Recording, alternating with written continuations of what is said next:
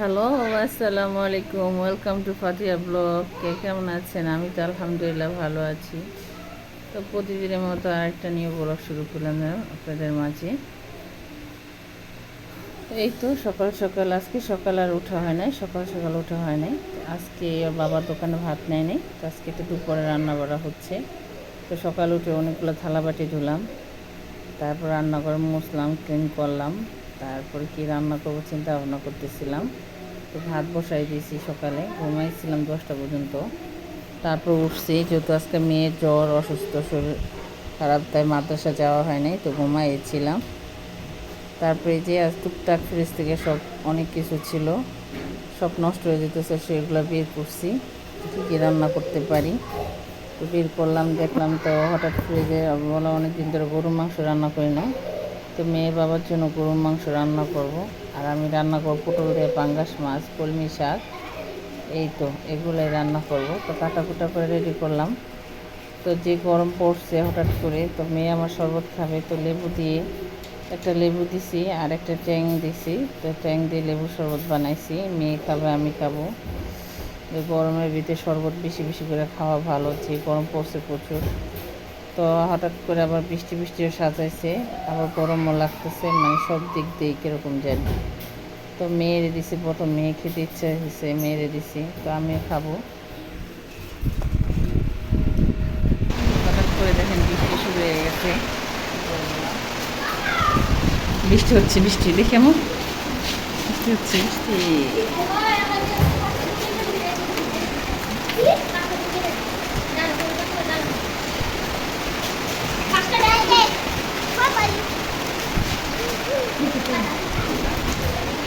বৃষ্টি আসতেছে,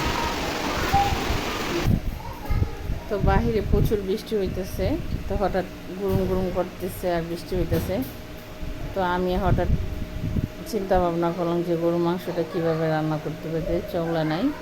তো আজকে চুলার ভিতরে রান্না করব গরুর মাংসটা, পেঁপে দিয়ে আলু দিয়ে গরুর মাংস রান্না। আটার বাইটা নিছি, জিরা বাইটা নিছি, সব আজকে পাটা বাইটা নিছি। তো বাবা খেতে মন চাইছে, তো আজকে চুলায় রান্না করব। তো বাহিরে চুলা নিছিলাম, তো আমার একটা চুলা না, আমি এটা হচ্ছে ভাত ঠিকাতে বলে, কান্দা দিয়ে আমি চুলা বানিয়েছি। আমার চুলা ছিল, ভেঙে গেছে, তো আমার একটু সমস্যা হয়েছে, এখন তো রান্না করতে না, তো এই সিস্টেম করে আমি রান্না বসাইছি।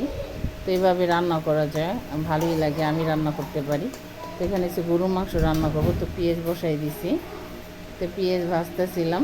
তো গরুর মাংসটাই রান্না করব। আর যে মাছটা রান্না করছি ওটা হচ্ছে গ্যাসের চুলায় রান্না করছি, শাকটা গ্যাসের চুলায় রান্না করছি, শুধু গরুর মাংসটা রান্না করব চুলায়। তো বাহিরে নিতাম, বাহিরে বৃষ্টি হইতেছে, আবার বাতাসের জন্য রান্না করতে পারিনি, ঘরেই নিয়ে আসছি। তারপর রান্না শেষ হলে আবার টাইলস টুইলস রান্না করে সব ধুইবো, তো কালি পড়বে, এর জন্য মানে কাজ আছে, রান্না করলেও কষ্ট, কাজ আমার বাইরে যায়, এগুলো আবার করতে হবে। তো হাজব্যান্ডের মন জয় করতে হলে একটু কষ্ট করতে হবে, এটা কোনো ব্যাপার না, একটু কষ্ট করতে হবে তার জন্য। যখন এখানে মশলা কষাইতেছে, সব কিছু বাটা বাটা দিতে ভালোভাবে এখন কষাইতেছিলাম, গরুর মাংসটা দিয়ে দিব এটার ভিতরে।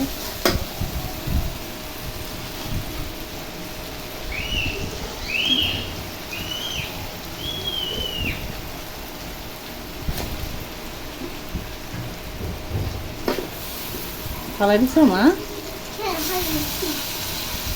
আগুন ধরে অনেক খাট করছে।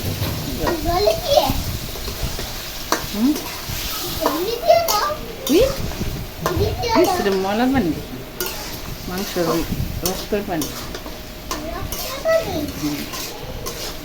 গরু জব করলে রক্ত বের হয় না, ওই পানি। গরুর মাংস বেশি ধুইতে হয় না, মাছ ধুইতে হয়, মাছ ভালো করে দিয়ে খাইতে হয়।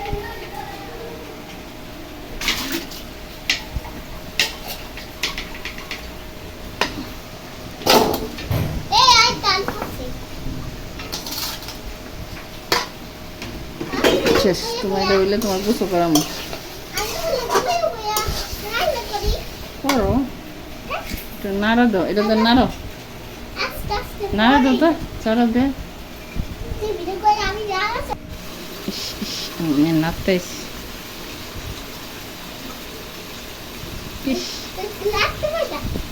নাড়ো।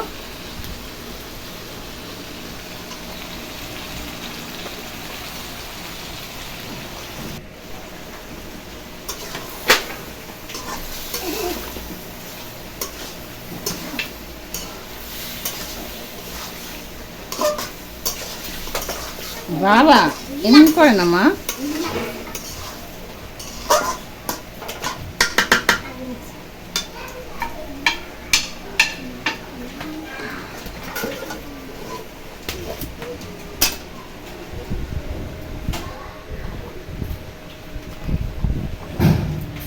তো এই তো আমার গরুর মাংসটা রান্না হয়ে আসছে, প্রায় হওয়ার পর্যায়ে। তো হয়ে গেছে, এখন আর রান্না করতে হবে না। এটা দিলে আমার গরুর মাংসের ঝোলটা শুকাবে, তাহলে রান্না হয়ে যাবে। তো এই তো মেয়ের হচ্ছে সমস্যা, মেয়ের হাতে হচ্ছে গোটা হয়েছে অনেক ফুলা, তো হাতগুলো ফুলে গেছে গোটায়। তো এই কারণে মনে জ্বর আসছে মেয়েটা। তো এই জন্য আর মাদ্রাসা যায় না। তো 3 বেলা মলম দিতে হবে আর ওষুধ খেতে হবে। তো মলম দিয়ে দিতেছি গোসলের পরে। আমি বলে আগে তোমার মলম দিই, আমি তোমাকে ভাত খাওয়াই দিব। তো মেয়ের ভাত খাওয়াই দিব এখন, আর এসে আগে মলমটা দিয়ে নিই, একটু পরে মলমে দেওয়া সে, কারণ ওরে খাওয়া দাওয়া করাইয়া তারপর আমার কাজ আছে। আমার রান্না শেষ হলে তারপর আবার রান্নাঘর ধুইতে হবে ভালো করে।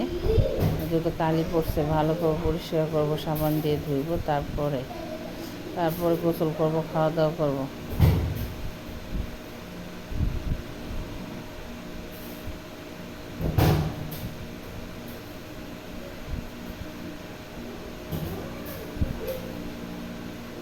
আর এই তো এখানে মেয়ের হচ্ছে ভাত নিতেছি।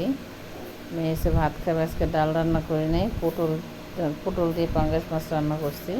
তো মেয়ের জন্য হালকা হালকা ঝাল দিছে, এখন আর বেশি ঝাল দেওয়া যাবে না তরকারিতে, হালকা ঝাল দিতে হবে মেয়ের খাওয়ার জন্য।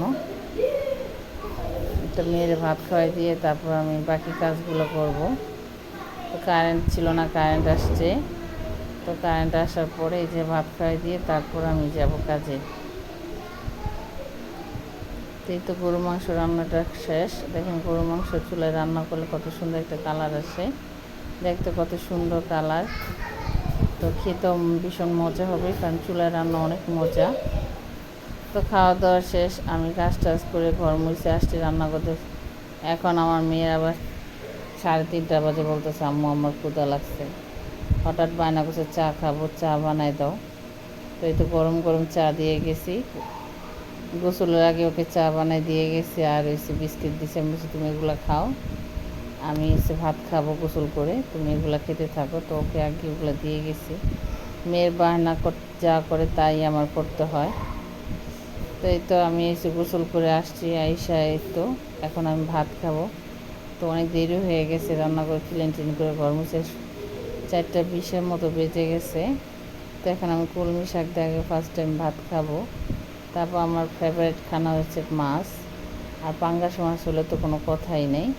পাঙ্গাস মাছ ভীষণ প্রিয় আমার, আর যা দিয়ে রান্না করেন পাঙ্গাস মাছ তাতে আমি খেতে পছন্দ করি।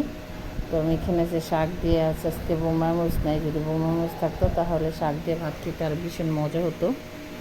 তো আমি যেহেতু আমার মাছ আছে সমস্যা নেই, তা আমি এসে গরুটা রান্না করছি। গরুটা খাবো না, গরু আমার মাংস টাংস খেতে ভালো লাগে না অত। আমি মাংস খাবো না, এটা দিয়ে আমার খাবার হয়ে যাবে। তো আমি এই মাছটা খাবো, তারপর আরেক পিস মাছ খাবো, আর বাদ বাকিগুলো সব রাত্রে খাবো। তো এই তো খাওয়া দাওয়া শেষ করলাম, দেরি হয়ে গেছে। তো খাওয়া দাওয়া শেষ করে বিকালে একটু বাইরে গেছি মেয়ের নিয়ে হাঁটতে, যত মেয়ের মাদ্রাসা নেই, ও আসে 5:30 দেরি করে আসে। তো আমার হঠাৎ আইসক্রিম খেতে ইচ্ছে করলো, তো আমার মেয়ে আমার থেকে আইসক্রিম নিয়ে গেছে, সে খাবে। যাই হোক, ভিডিওটা ভালো লাগে লাইক কমেন্ট শেয়ার করবেন, পাতার ব্লগের সাথে।